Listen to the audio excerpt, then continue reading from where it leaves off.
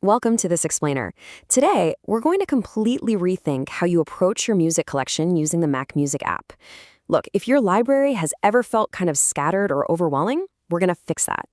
We'll explore exactly how to move from just being a passive listener to becoming a master curator of your own organized premium audio experience. Here's our roadmap for today. We'll start by getting familiar with your new music hub.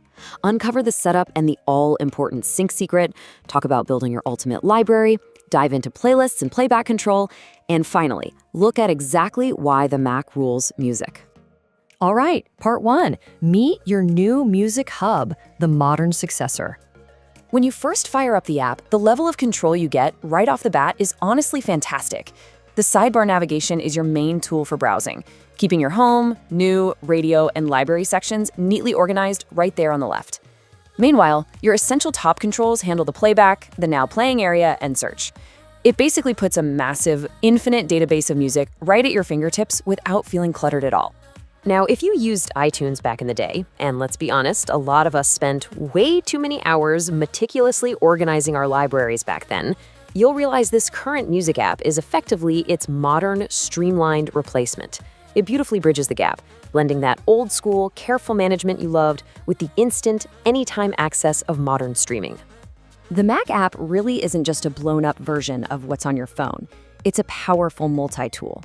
Think of it like a Swiss Army knife, handling everything at once. Your Apple Music streaming subscription, your personal library of ripped CDs or imported MP3s, your custom playlists, and it even keeps all your devices perfectly synchronized.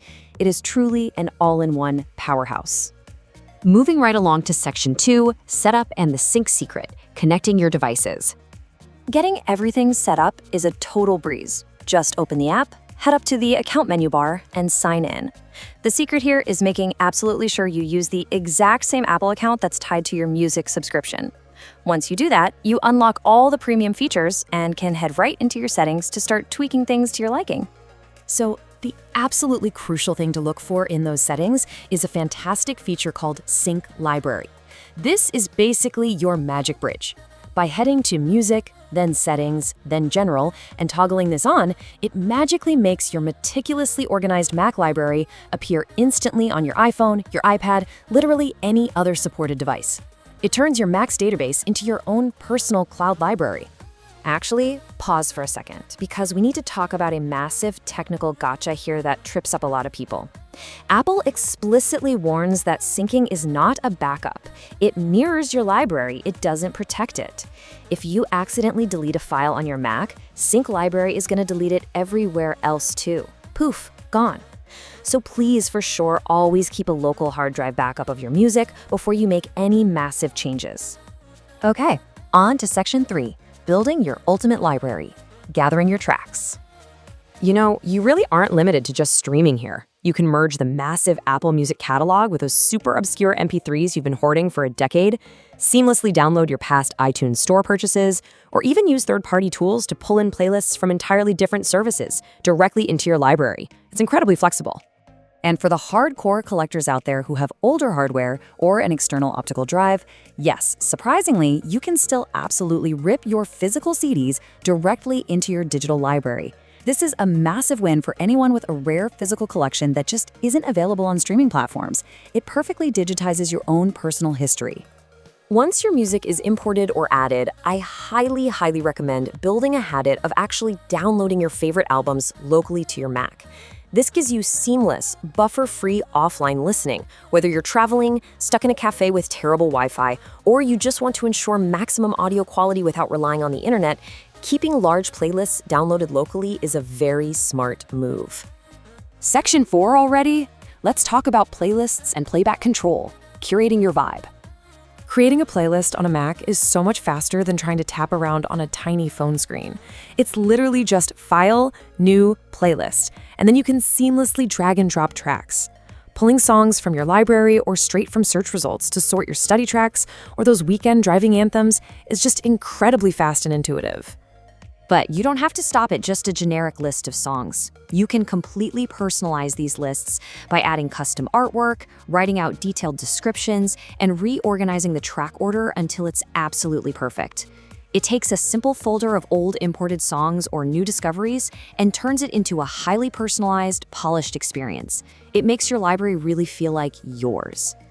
While you're working or just browsing around, the Now Playing area at the top gives you total command. It manages your queue, lets you control playback, and even shows synchronized lyrics. And here's a really fantastic feature. You know when you have a song stuck in your head but you only remember a single line? You can actually type that specific lyric right into the search bar and the app will find the track for you. How cool is that? Finally, Section 5. Let's zoom out and look at why Mac rules music, functioning as the ultimate hub. Now, if you're feeling a little bit overwhelmed by all the features we've discussed today, take a breath and just follow this simple 6-step beginner workflow. Sign in, flip on the sync, search for your favorites, build a couple of playlists, download them for offline use, and finally, drag in those older MP3 files you've been holding on to. Following those steps is a seamless transition into becoming a total power user. When we contrast the two main ways we consume audio today, the difference is super clear. Phone streaming is amazing for discovering new tracks on the go or just hitting shuffle at the gym. But the Mac? The Mac is for serious metadata organization, deep archiving, and long-term curation. The Mac version simply has the raw horsepower to manage massive, long-term personal collections. I mean, trying to properly tag, organize, and blend diverse file types, like, say, an unreleased MP3 right alongside an Apple Music streaming album, would be wildly cumbersome on a mobile screen. But the drag-and-drop workflow and keyboard shortcuts on a Mac, they make this whole process effortless. The real shift happens when you completely change your mindset.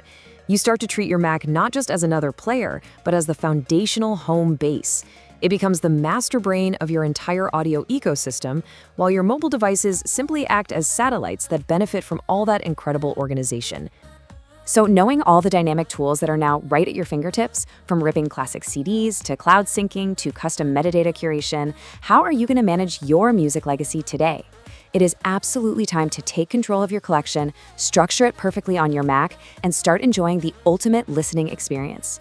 Thanks so much for joining me on this explainer, and hey, happy listening.